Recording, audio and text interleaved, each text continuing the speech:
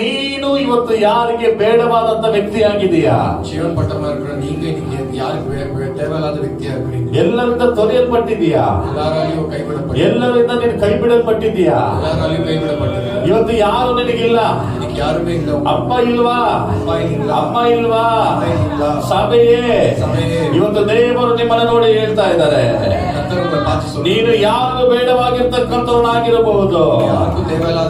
ಒಂದು ವೇಳೆ ಈ ರೀತಿಯಾಗಿ ಅನೇಕ ಭ್ರಷ್ಟ ಜನರು ನಿನ್ನನ್ನು ತಳ್ಳಬಹುದು, ಅನೇಕ ಮಕ್ಕಳು ತಳ್ಳಿಬಿಟ್ಟಿರ್ತಾರೆ. ಆದ್ರೆ ದೇವರು ಹೇಳ್ತಾ ಇದ್ದಾರೆ, ಅವ್ರು ಆ ರೀತಿಯಾಗಿ ಮಾತಾಡಿದ್ರೆ ನಾನು ಸಹಿಸಿಕೊಳ್ಳಲ್ಲ. ದೇವರು ಇವತ್ತು ನಿಮ್ಮನ್ನು ನೋಡಿ ಹೇಳ್ತಾ ಇದ್ದಾರೆ, ಒಂದು ವೇಳೆ ಭ್ರಷ್ಟ ಜನರು ನಿನ್ನನ್ನು ನೋಡಿ ನಿನ್ನ ಬಗ್ಗೆ ಕೇವಲವಾಗಿ ಮಾತಾಡಿದ್ರೆ ಅದನ್ನ ನೋಡಿ ಸುಮ್ಮನೆ ಇರ್ತಕ್ಕಂಥ ದೇವರು ನನ್ನ ದೇವರಲ್ಲ.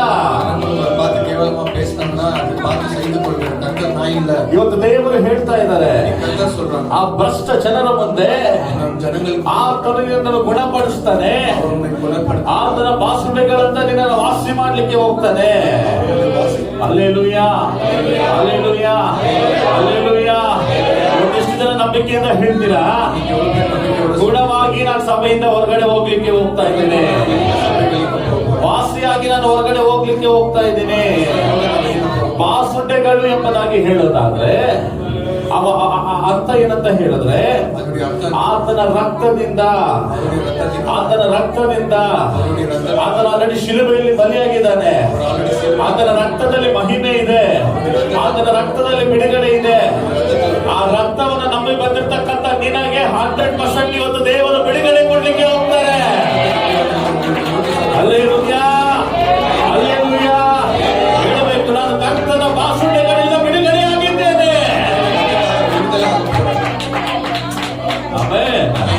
ಸಿಯೋನ್ ಪಟ್ಟಣವೇ, ನೀನು ತಳ್ಳಲ್ಪಟ್ಟವನಲ್ಲ, ನೀನು ತಳ್ಳಲ್ಪಟ್ಟವಳಲ್ಲ. ಇವತ್ತು ನನಗೆ ಯಾರು ಇಲ್ಲ, ಅಯ್ಯೋ ನನ್ನ ಫ್ಯಾಮಿಲಿ ನೋಡ್ಲಿಕ್ಕೆ ಯಾರು ಇಲ್ಲ, ನನಗೆ ಫೈನಾನ್ಸ್ ಪ್ರಾಬ್ಲಮ್ ಇದೆ, ನನಗೆ ಆರೋಗ್ಯ ಪ್ರಾಬ್ಲಮ್ ಇದೆ, ಅಯ್ಯೋ ನನಗೆ ಇವತ್ತು ಒಂದೊಂದು ಊಟ ಹಾಕ್ಲಿಕ್ಕೆ ಯಾರು ಇಲ್ಲ ಎಂಬುದಾಗಿ ಯೋಚನೆ ಮಾಡ್ತಾ ಇದೀಯಾ? ಎಲ್ಲ ಜನಾಂಗಗಳಿಂದ ತಳ್ಳಲ್ಪಟ್ಟಿದೀಯಾ? ಇವತ್ತು ದೇವರು ನಿನ್ನನ್ನು ನೋಡಿ ಹೇಳ್ತಾ ಇದ್ದಾರೆ, ಚೀಯೋನ್ ಪಟ್ಟಣವೇ, ನಿನ್ನ ಚೀಯೋನ್ ಪಟ್ಟಣವೇ ಎಂಬುದಾಗಿ ದೇವರು ಕರೀತಾ ಇದ್ದಾರೆ. ಒಂದು ವೇಳೆ ನಿನ್ನನ್ನು ಯಾರಾದ್ರೂ ತುಂಬಾ ಕೀಳಾಗಿ ಮಾತಾಡಿದ್ರೆ, ಇವನು ಸರಿ ಇಲ್ಲ, ಇವನು ಸರಿ ಇಲ್ಲ, ಇವನೊಂಥರ ಮೆಂಟಲ್, ಇವನೊಂಥರ ಹುಚ್ಚ, ಇವನಿಗಷ್ಟು ಜ್ಞಾನ ಇಲ್ಲ. ಹಲೋ, ಇವತ್ತೆಲ್ಲರಿಂದ ನೀನು ವೇಸ್ಟ್ ಆಗಿರಬಹುದು, ಇಲ್ಲ ನಿನ್ನ ಒಂದು ಕಸದ ತೊಟ್ಟಿಯಾಗಿ ಹೊರಗಡೆ ತಳ್ಳಲ್ಪಟ್ಟಿರಬಹುದು.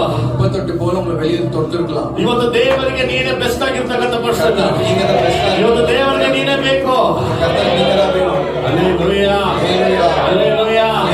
ದೇವರು ನಿನ್ನನ್ನು ಪ್ರೀತಿ ಮಾಡ್ತಾ ಇದ್ದಾರೆ. Amen, hallelujah. ಎಷ್ಟು ಜನ ಹೇಳ್ತೀರಾ, ಇದು ಈ ಚೀಯೋನ್ ಪಟ್ಟಣ ದೇವರಿಗೆ ಬೇಕು? ಹಲ್ಲೆಲೂಯಾ.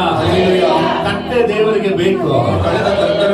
ಆ ಯೇಸು ಸ್ವಾಮಿ ನೋಡ್ರಿ, ಕಟ್ಟೆಯನ್ನ ಕರ್ಕೊಂಡ್ ಬರ್ಲಿಕ್ಕೆ ಹೇಳ್ತಾ ಇದ್ದಾರೆ.